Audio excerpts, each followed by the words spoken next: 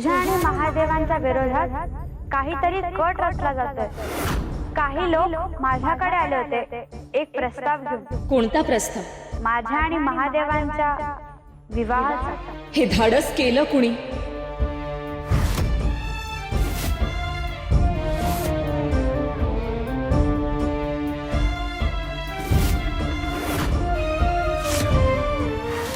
देवी, ही महादेवांची हळद आहे।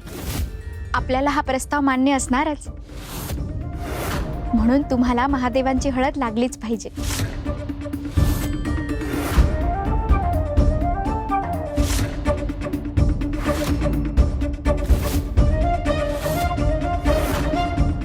थांबा,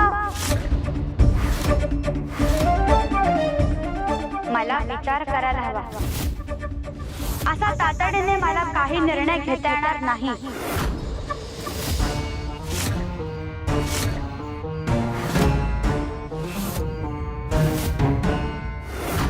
नारायण, एवढा काय विचार करताय देवी तुम्ही? तुम्ही काम करा, तुम्ही आता विचारच करू नका। ती हळद लावा आणि पूर्ण स्त्री रूप घेऊन महादेवांशी विवाह करायला उभ्या राहा। नारायण,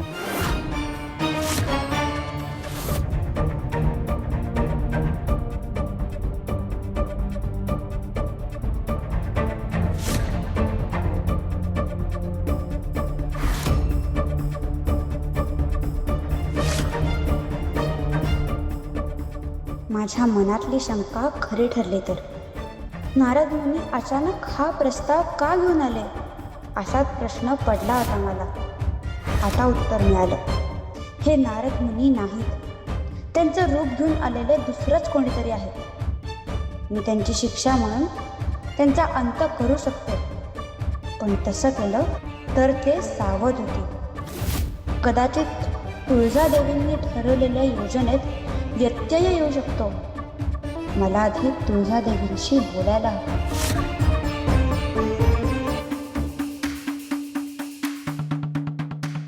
तुम्ही हा प्रस्ताव माझ्यासमोर मांडला, त्याबद्दल मी आपली ऋणी आहे। परंतु धूम्राक्षाचा नाश करण्यासाठी आणि माझ्या भोळ्या भक्तांचा उद्धार करण्यासाठी मी इथे आली आहे। हे माझे कुमारी रूप जगाच्या कल्याणासाठी आहे। मला जरी हळद लागली असली तरी मी महादेवांशी विवाह करू शकत नाही। मी आयुष्यभर कुमारिका म्हणूनच राहील।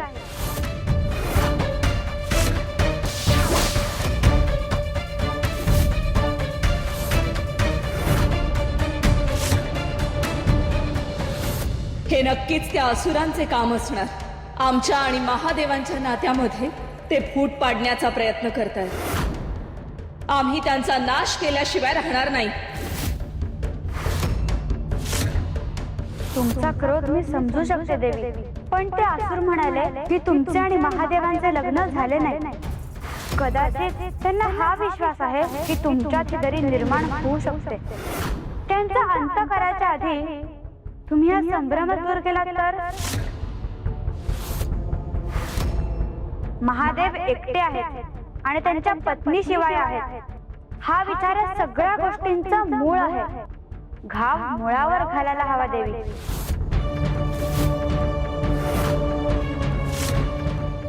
तुझं म्हणणं आम्हाला पटतंय। मुळावरच घाव घालायला हवा आणि त्याची सुरुवात कशी करायची हे आम्हाला माहित आहे।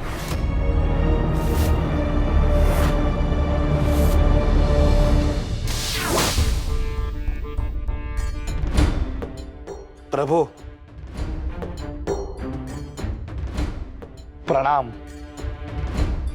प्रणाम महादेव।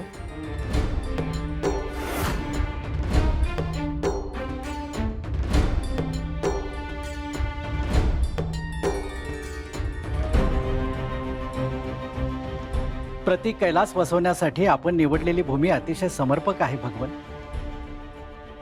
आपल्या ऊर्जेनं ही भूमी भरलेली आहे। या ठिकाणी आपल्यासाठी नेमका कशा प्रकारचा महाल उभा करायचा आहे? यात आमचं असं काहीच नाही विश्वकर्मा। देवींचा महाल जसा दिसतो तसाच माल आमचा देखील हवा आहे। बाहेरून भलेही तो कसाही दिसो, परंतु आतून जसा देवींचा महाल आहे तसाच आम्हाला हवा आहे. देवी इथे आल्या तरी त्यांना वाटावं की हे त्यांचं स्थान आहे. नेमकं असंच त्याचं रूप आम्हाला हवं आहे. म्हणूनच आपण आदर्श पती आहात महादेव. स्वतःची काळजी करण्याच्या आधी तुम्ही देवींची काळजी करत आहात. याआधीही आपण असाच विचार केलेला आहे. देवींचं स्थान निर्माण करण्याचं भाग्य आम्हास लाभले होते. आता देखील आपले स्थान निर्माण करण्याचे भाग्य आम्हास लाभते आहे. आम्ही धन्य झालो प्रभू.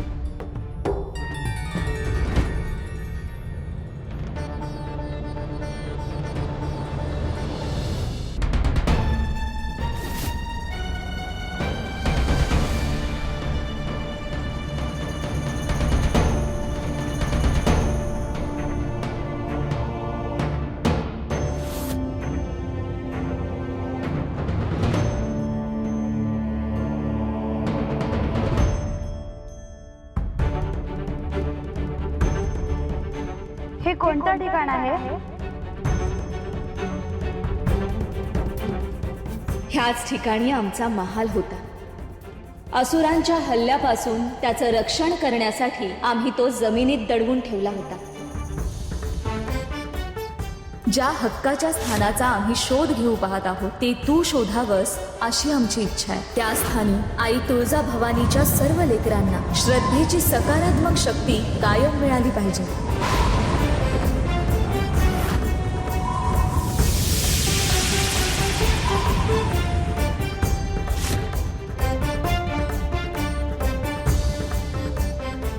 अतिशय कष्ट घेऊन तपश्चर्या करून आम्ही ही पवित्र भूमी निवडली होती.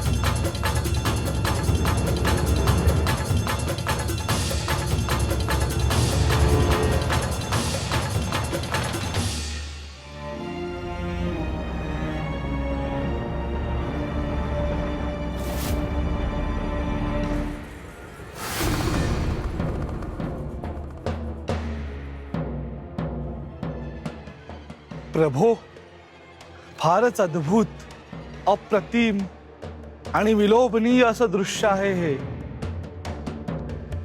दक्षिण कैलास आज खऱ्या अर्थाने उभा राहिला आहे. आता आपण इथे नवा स्वर्ग उभारू.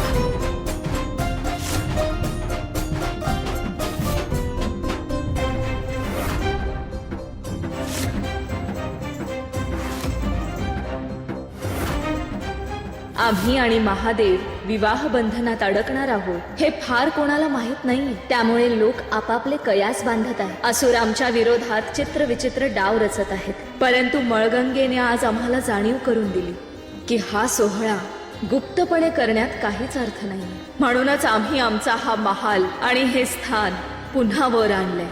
आज समस्त त्रिलोकाला समजण्यासाठी आम्ही हे जाहीर करतो की आम्ही आणि महादेव लवकरच विवाह बंधनात अडकणार आहोत.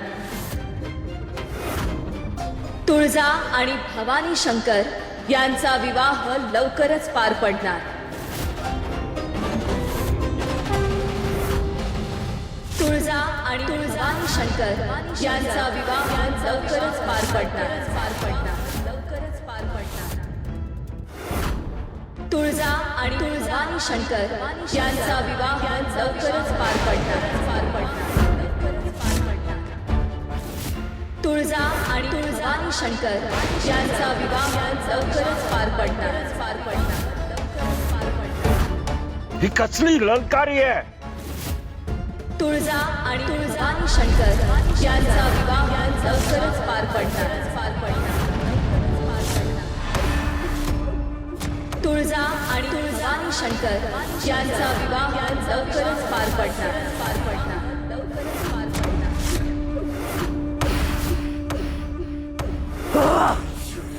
असुर नरेश, हे काय होत आहे? सम्राज्ञी, ही ललकारी, ही गर्जना कसली आहे.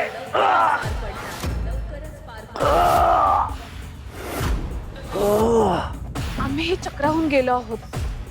आम्हाला हे काहीच अंदाज येत नाहीये.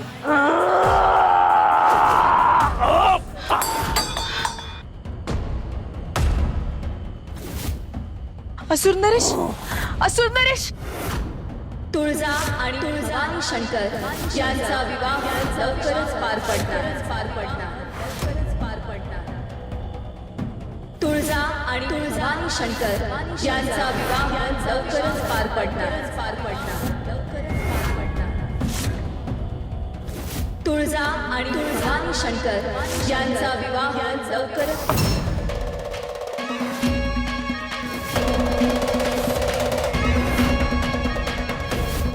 दैत्यगुरु शुक्राचार्य, हे काय घडतं आहे.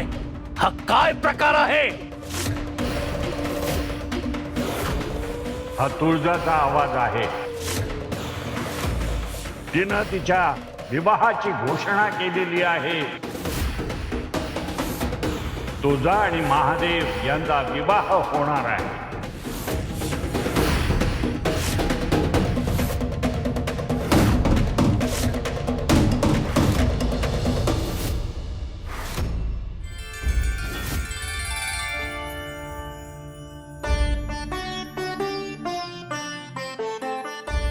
बघितलं काय, दिव्यानं तिचं स्थान पुन्हा जागृत केलं. आता समध्या गावाला आपल्या हक्काचं ठिकाण मिळणार. अहो, देवी आईनं तिच्या विवाहाची घोषणा बी केली आहे. देवीचं आणि महादेवांचा लवकरच विवाह पार पडणार आहे. देवी आई इतके दिवस गावात सामान्य स्त्रीच्या रूपात राहत होती म्हणे, हे खरं आहे का? अहो काका, खरंच देवी आई गावात. काय बोलतोस? पण तू काय बोलत होता प्रल्हाद? देवी आई गावात अहो काका, काय बी नाही, तो असंच आपले बोलत होता, तुम्ही नका लक्ष देऊ.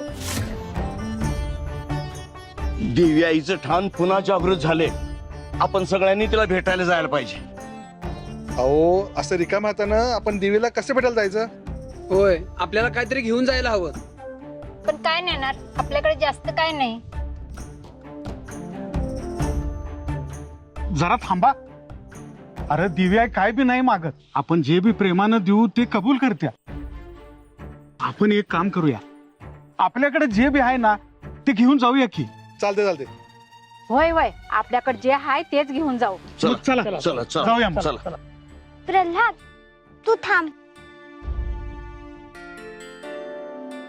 तुला कुठं काय बोलायचंय कळत नाही का? आता समजा सांगून टाकणार होतास. देवी आई गावकरी रूपात इथं राहते हे आपलं गुपित आहे ना, ते असं 4 चौकात सांगतात वे. अगं पण आता सांगितलं तर काय झालं? आता तर देवी आई तिच्या मूळ रूपात पण आली आहे ना, तिचं महादेवांसोबत लग्न बी होणार आहे. अरे ते समजा खरं आहे, पण देवी आई गावकरी रूपात राहते हे गुपित आपल्या पुरतं आहे ना. ते समध्या गावकऱ्यांना सांगायचं असेल तर ते स्वतः देवी आई सांगल की. हा ठीक आहे, गावातल्या लोकांनी विचारलं तर त्यांना काय सांगायचं? मी त्यांना सांगेन की माझ्या घरात राहणारी तुळजा ती पुन्हा गावाला निघून गेली, जशी आली तशी गेली. देवी आईला पुन्हा त्याच रूपात गावात परत यायचं असेल तर आपल्या बिगर कुणालाही तिच्याबद्दलचं गुपित कळायला नाही पाहिजे. आले लक्षात? बरोबर आहे तुझं. चल आता तिकडे जायला पाहिजे.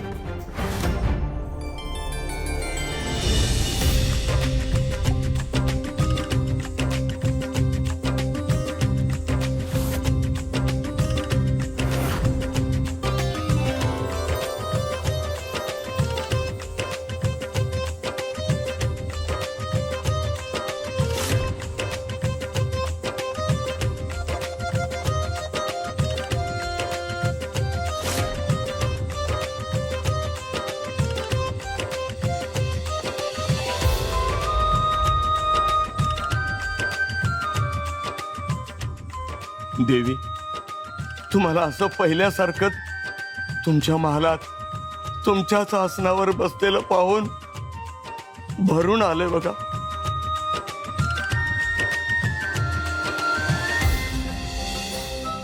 लई मोठं दिव्य पार पाडावं लागलं तुम्हाला मधल्या काळात. या मधल्या काळात आमचा खारीचा का असना पण वाटा होता, हेच लई समाधान वाटते बघा.